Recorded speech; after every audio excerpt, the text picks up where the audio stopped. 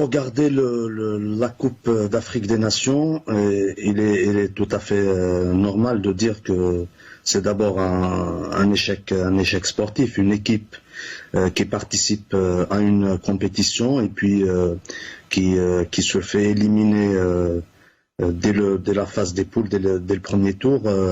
C'est d'abord un échec de perception sportive.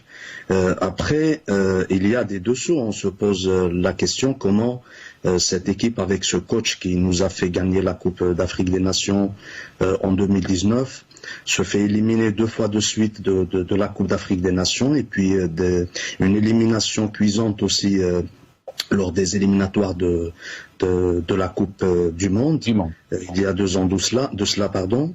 Là, je pense que il n'est pas facile de construire quelque chose de normal, une entité normale dans un ensemble qui est anormal.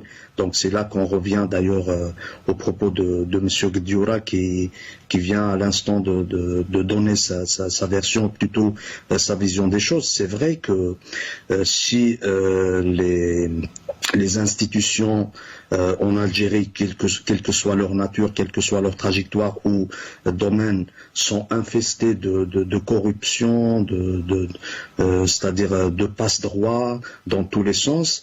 Je pense que l'institution sportive ne fait pas d'exception à tout ça. D'ailleurs, on a vu des scandales par-ci, par-là dans le domaine du judo, de la boxe, dans le domaine du karaté féminin en Algérie. Je pense que ce qu'il se passe dans la question footballistique, c'est exactement une continuité d'une faille d'un système multidimensionnel qui a, dans la corruption dans les esprits, mais aussi dans la pratique, a gangréné tous les domaines. En 2019, l'équipe nationale d'Algérie a pu gagner avec l'une des plus belles des manières la Coupe d'Afrique des Nations. Et lorsqu'on entendait à cette époque-là les joueurs, l'entraîneur, c'est-à-dire le sélectionneur national parler, il n'hésitait pas à parler du peuple, à parler des aspirations du peuple, vouloir honorer ce peuple qui a donné une très très belle image de l'Algérie à l'international, notamment dans la phase Hirak depuis 2019. Donc cette belle image donnée par les Algériens ne pouvait qu'être couronnée par un sacre au niveau africain, notamment la Coupe d'Afrique des Nations.